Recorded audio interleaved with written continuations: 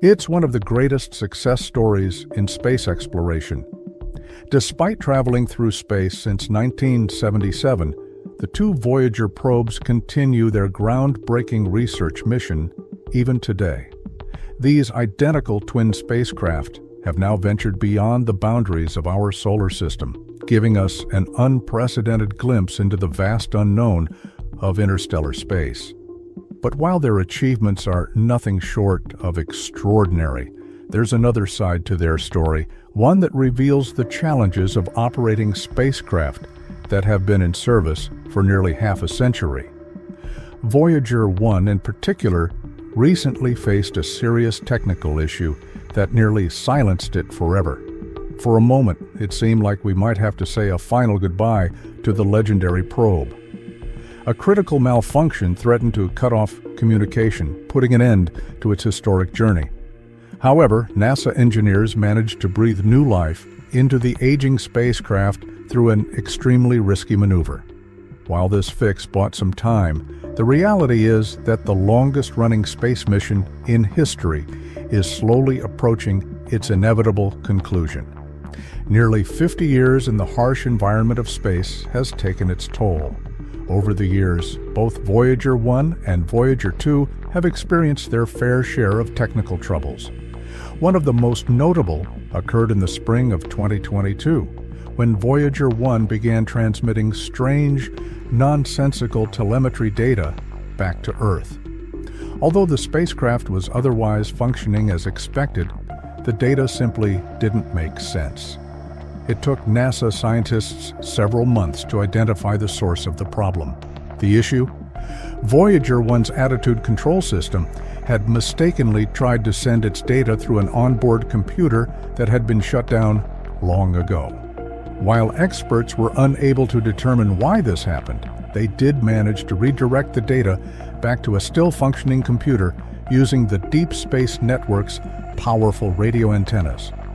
But, as the saying goes, when it rains, it pours. Just a few months later, another major issue surfaced, this time with Voyager 2.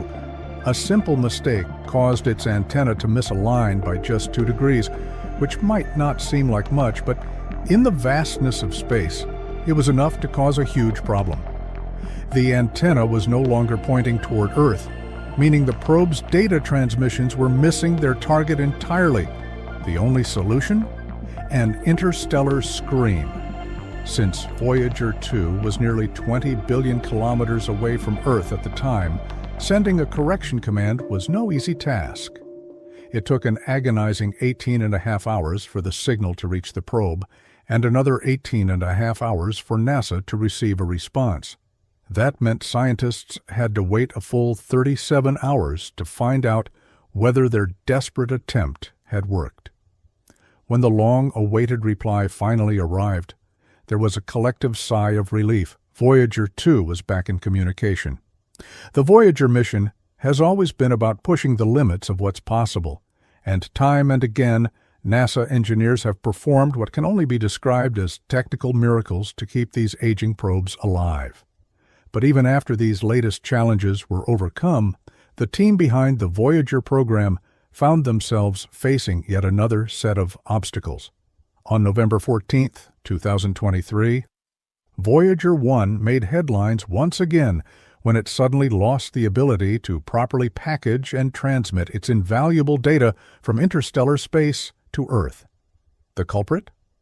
A defect in the spacecraft's Flight Data System, or FDS, the crucial onboard computer responsible for collecting data from Voyager's scientific instruments and other hardware.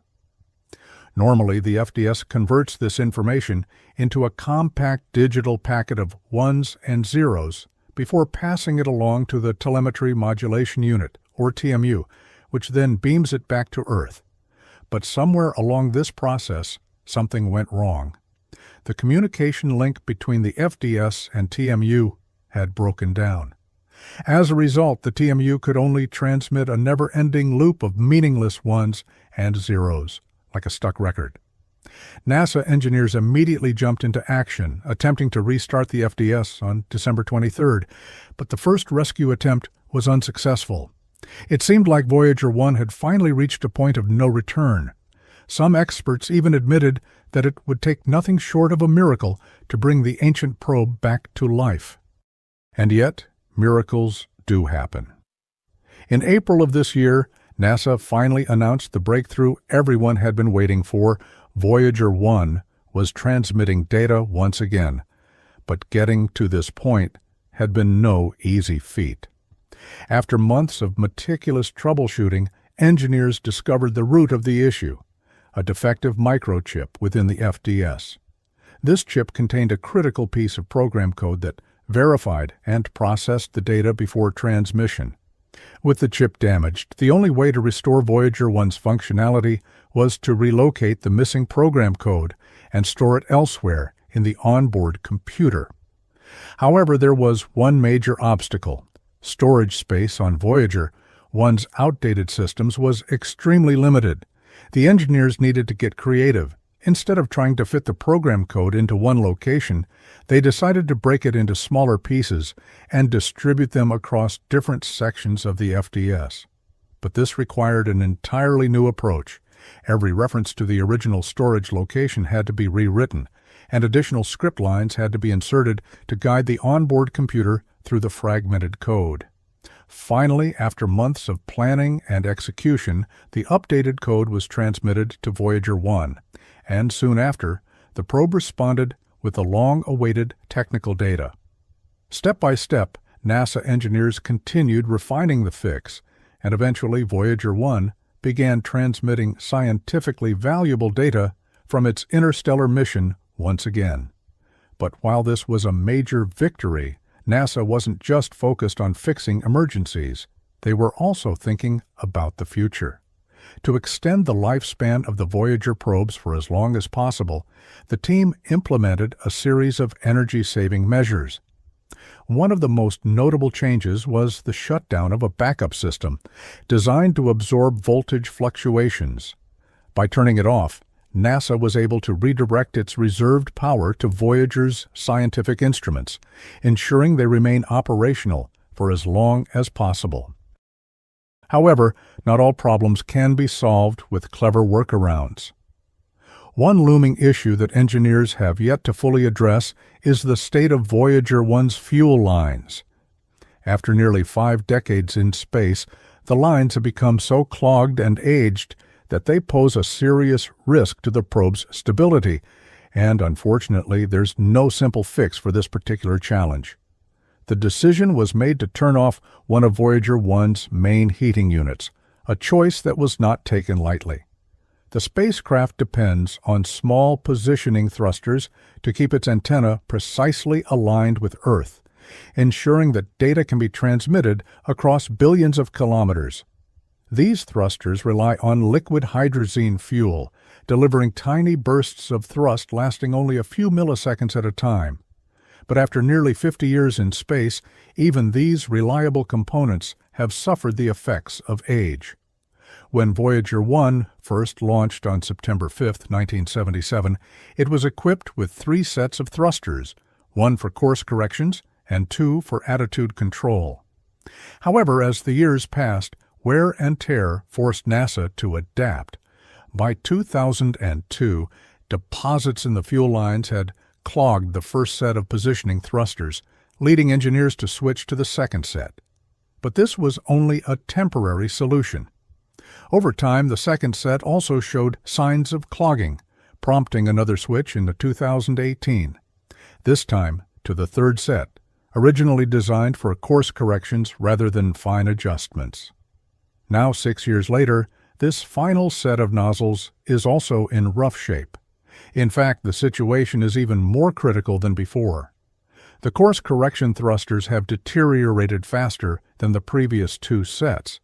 To put things into perspective, the fuel line openings that once measured 0.25 millimeters in diameter have now narrowed to just 0.035 millimeters, less than half the width of a human hair.